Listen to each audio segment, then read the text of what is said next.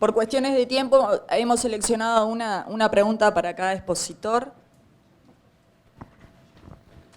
y el resto las podemos ir, bueno, canalizando en los cortes. Va la primera para Daniel. La etapa de panificación y la calidad final del pan. ¿Cómo o cuánto varían en función de la variedad de trigo? ¿El consumidor detecta estas diferencias? Sí, el consumidor la detecta. La variedad es muy importante, hay muchísima variabilidad con variedades uruguayas y eso es a pesar del trabajo que hacemos en seleccionarlas. Lo que sucede, y no solo las variedades, también el método de cultivo, cómo fue cultivado, el manejo que se le hizo al cultivo. Lo que sucede es que normalmente el consumidor no se da cuenta cuál es la diferencia, porque no es lo único que afecta, no solo la variedad y el manejo, sino que también todo el proceso industrial va a afectar. Pero si trabajamos desde la semilla, hacemos un proceso, el manejo va a ser más fácil, el proceso industrial va a ser más fácil, y por eso normalmente decimos que la tecnología más barata está en la semilla, donde podemos luego ahorrarnos el resto del proceso. Bien. Facundo, ¿existen a nivel nacional emprendimientos relacionados con extracción de colorantes naturales como ingredientes alimentarios? ¿Los boniatos o papas antociánicos serían una opción? Actualmente no hay ningún proyecto concreto de desarrollo de colorantes a partir de casi que ningún cultivo. Nosotros creemos que por el grado de avance que tiene el programa de mejoramiento genético en boniato y papa, se podría llegar a trabajar en la obtención de colorantes que pueda ser usado por la industria, sobre todo porque tiene varios temas ya resueltos, que es la etapa de cultivo y de mejorar rápidamente o seleccionar materiales que puedan ser usados rápidamente para obtener variedades. O sea que estaríamos bastante más adelantados por el lado de rubros hortícolas antes que rubros frutícolas como serían los frutales nativos. Bien, la siguiente no va dirigida a nadie. La investigación hacia la inocuidad alimentaria por parte de INEA involucra el estudio de residuos de agroquímicos en alimentos, límites de residuos y tiempo de espera. Si es así, ¿qué líneas de investigación se manejan? Justamente ahora estamos armando un proyecto para hacer estudios en curvas de disipación de algunos plaguicidas. Esto en los rubros de, sobre todo, frutícolas. No sé si está Valentina Mujica por acá, no. Sí, es una problemática que nosotros la hemos tomado y vamos a empezar por ese lado, por el lado de rubros frutícolas, sobre todo el manzana, con algunos de los principios activos más usados, hacer las curvas de disipación y sobre todo poder determinar bien los tiempos de esperas para esos principios activos en las condiciones nuestras. Bien. Una pregunta para Álvaro. ¿Cuál es el nivel de arsénico en...?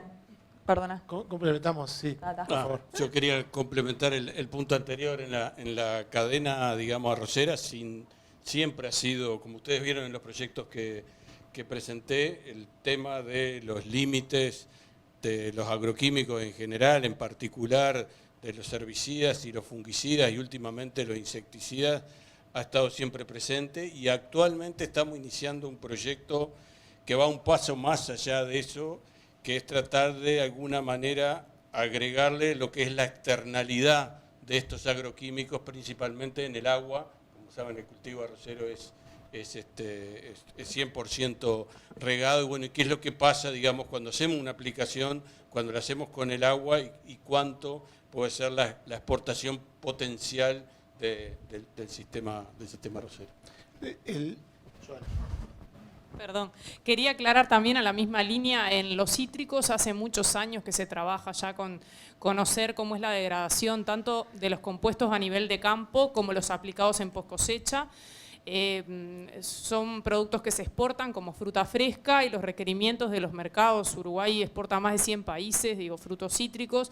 Europa tiene requerimientos muy estrictos en cuanto a temas residuos, no tanto Estados Unidos, es un poco más laxo, pero sí que hacemos este tipo de investigaciones y hemos tenido una colaboración muy fuerte con el grupo de Horacio Heinzen. Ellos han trabajado mucho en estos temas, ya sea de conocer cómo se degradan los productos de campo o cómo se degradan en frío, cuando almacenamos la fruta en frío, los productos de post cosecha. Entonces, todas estas investigaciones, y ojalá vengan más, porque los productos cambian constantemente, se prohíben unos, aparecen otros, siempre vamos a necesitar socios en este sentido, que también nos ayuden a investigar estas cosas, y todo eso derrama en el mercado interno, ¿no? Porque uno a veces mucho es para la exportación, porque nos lo piden otros mercados, y nos cuidamos un poquito menos a nosotros, y creo que en este sentido está bueno aprovechar a veces esos requisitos que nos imponen para nosotros también comer más inocuo desde esta perspectiva. Como respuesta general, estamos atentos. Sí, sé que estamos pasados de tiempo, pero creo que es un tema suficientemente sensible. Como respuesta general, estamos atentos y en cada una de las cadenas se trabaja de distintas formas. Por ejemplo, en trigo se ha hecho algún relevamiento general y no se ha visto que sea importante profundizar el trabajo. Y básicamente lo que estamos trabajando en Uruguay es en una comisión de coordinación de investigación en inocuidad de alimentos liderada por el Ministerio de Ganadería, Agricultura y Pesca, con la participación de LATU y Latitud, INAC, INIA, ANI y con la colaboración también de UDELAR. Allí, entre otras cosas, lo que estamos viendo es dónde hay temas sensibles y dónde realmente hay que enfocar las baterías. Por ejemplo, el tema de residuos en frutas y hortalizas es uno de los temas que hay que apuntar más fondos. No es fácil, no podemos abarcar todo, pero tengan presente que en cada cadena estamos atentos. Bien, muchas gracias. Una pregunta para Álvaro. ¿Cuál es el nivel de arsénico en arroceros uruguayos en relación a otras regiones productoras del mundo? ¿Cuánto puede variar este contenido entre diferentes genotipos? En el trabajo que recién acaba de ser publicado por este colega, por Gonzalo Carracela, hay una tabla que de alguna manera pone los promedios nuestros en forma comparativa con la realidad de otros países.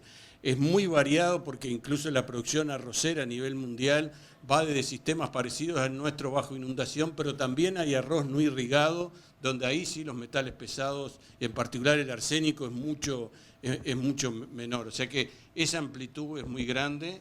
Los requerimientos también de los mercados son muy diferenciales. Hay todo un segmento vinculado a lo que es la comida para la alimentación para los bebés, pero como lo vemos nosotros es de alguna manera estar preparado y sobre todo posibilidades de segmentación o de trazabilidad que nos permitan llegar a los mercados más exigentes. El tema de Irán es un caso bien específico. Ellos tienen un nivel de exigencia muy por encima de lo que es el códex o lo que es la regulación mundial, pero en definitiva el consumidor es el que manda, y si nosotros de alguna manera tenemos alternativas para poder cumplir con esos requerimientos, esa es la idea del trabajo.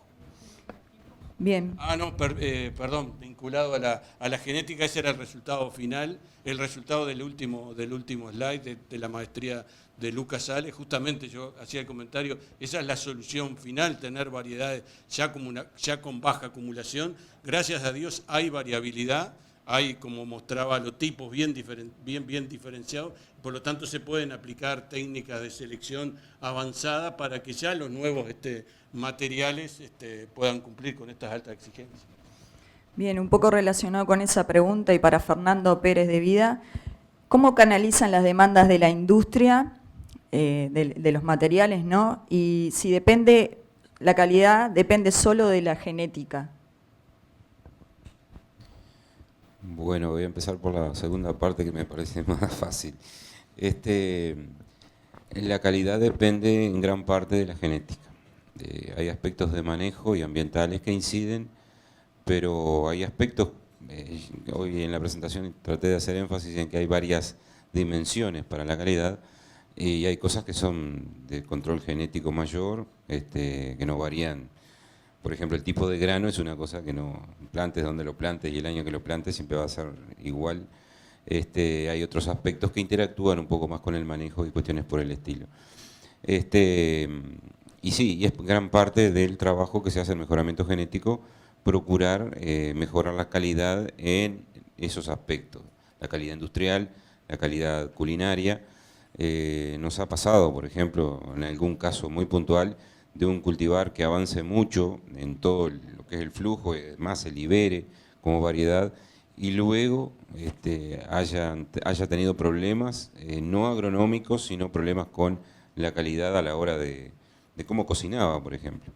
Eso alguna vez pasó. En definitiva, no me quedó muy claro la primera parte de la pregunta. ¿Cómo canalizan las demandas de la industria? Ah, bueno, está. Eso, sí, como pasa mucho en INEA, por suerte, y en particular en el caso arrocero es bien evidente y es muy marcado. Tenemos una interacción muy fuerte con el sector, tanto productivo primario, pero también con el sector industrial, que a su vez suele estar integrado con el sector productivo también.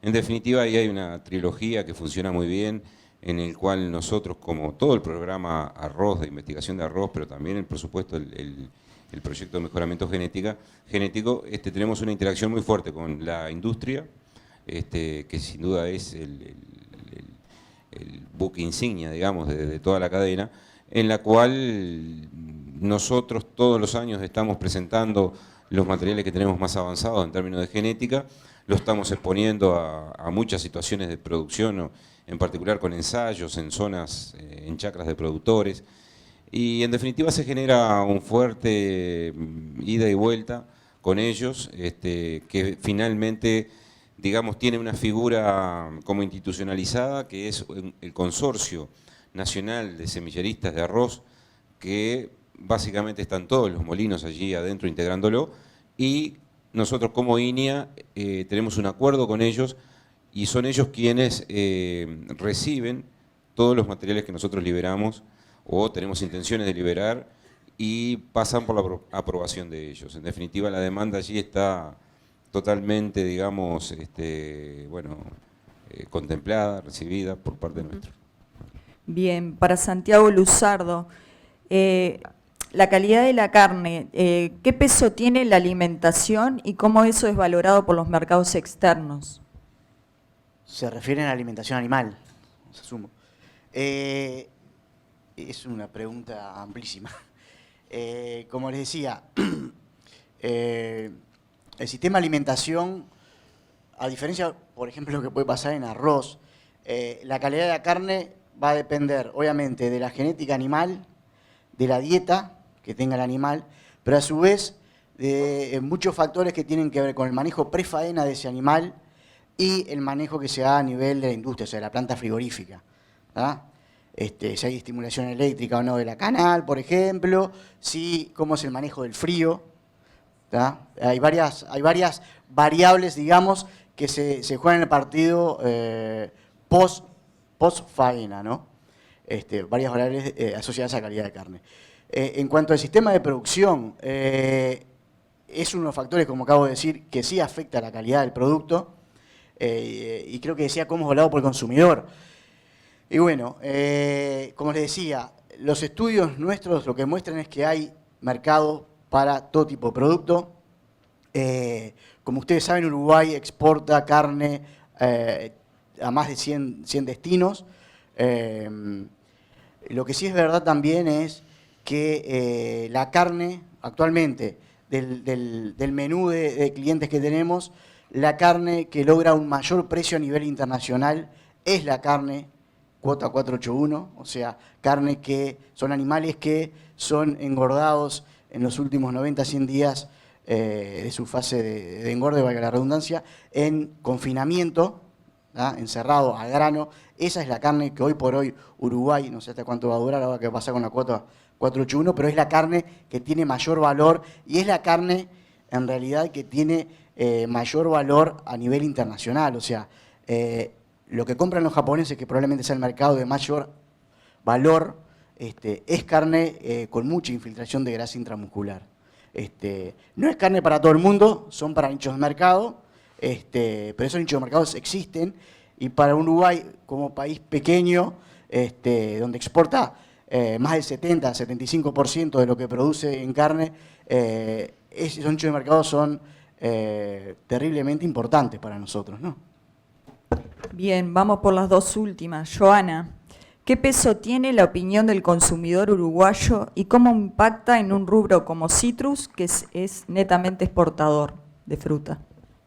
Bien, eso lo estamos aprendiendo también nosotros en estas primeras experiencias que empezamos a hacer, como les decía, desde el año 2016, trabajando a nivel local, con supermercados locales, y estamos viendo que los supermercados empiezan a demandar lo que el consumidor les pide. O sea, hay proveedores que son productores salteños directo a los supermercados de acá de Montevideo. O sea, la fuerza por ahora está empezando a crecer en Montevideo, no tanto en el interior. Y a través de estas degustaciones que hemos hecho durante varios años, el consumidor empieza a preguntarle a los referentes del supermercado que acompañan estos trabajos, bueno, ¿y dónde consigo esta variedad? A mí me interesa esta, me gusta esta. Ellos van viendo cuáles son los productos y por qué más valorados por nuestros consumidores y empiezan como a demandarle a su proveedor este tipo de materiales y eso también tira de la cadena y hace que los productores ven el mercado, ven el nicho y empiecen a plantar con ese destino, que antes en general no pasaba. Sí que hay algún productor en Salto que tiene un foco muy importante en el mercado interno y este productor principalmente es el que se ha interesado por comenzar a trabajar así, interesado por los uruguayos y por lo que nosotros más valoramos y con ese foco. Y después también hay otra parte que es parecida, pero con un trabajo más hacia los clientes a nivel internacional. Pero sí que hay un nicho que empieza a crecer con el consumidor uruguayo. Y está bueno y me parece que hacia ahí vamos también, aunque esté más bueno lo que comemos acá. Bien, muchas gracias. Virginia, ¿por qué se hace tanto énfasis en la cantidad de antioxidantes? ¿Qué importancia tienen y por qué INEA hace tanto foco en eso?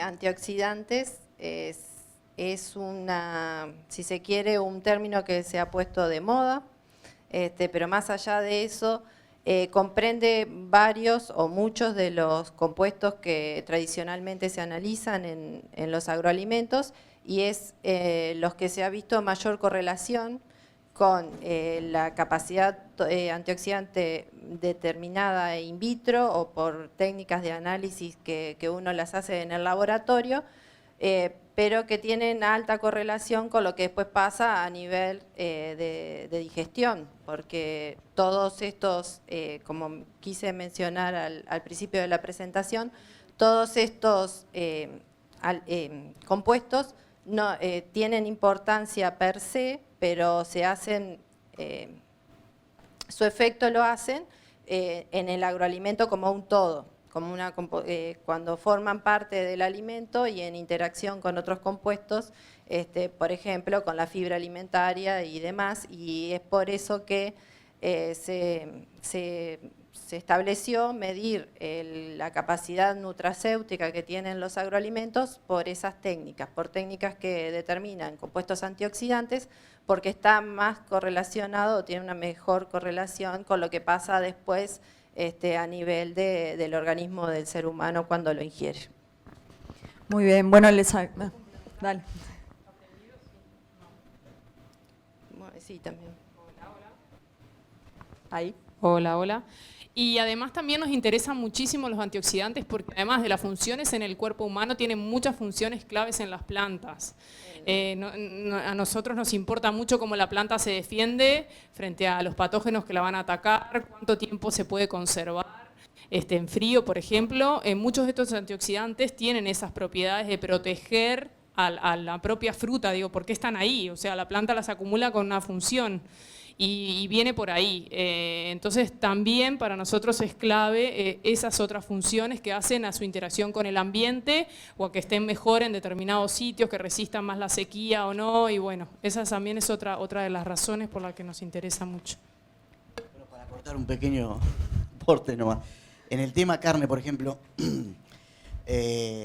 más allá de lo que se nombró, ¿por qué nos interesan antioxidantes? Porque nos oxidamos nosotros y queremos retrasar nuestra oxidación. Pero en el tema carne también es importante, por ejemplo, y se evalúa la capacidad antioxidante total de la carne, porque está asociado con algo que se mencionó en varias charlas hoy de mañana, y es extender la vida útil. Entonces, esos antioxidantes, ese contenido total, o sea, capacidad total de antioxidantes que tenga, en este caso, por ejemplo, la carne, pero seguramente pasa con otros alimentos, está asociado también no solo al efecto benéfico en la salud humana, sino a extender y retrasar los procesos de oxidación que pasan en los alimentos y extender la vida útil del producto. Muy bien, bueno, muchas gracias a todos.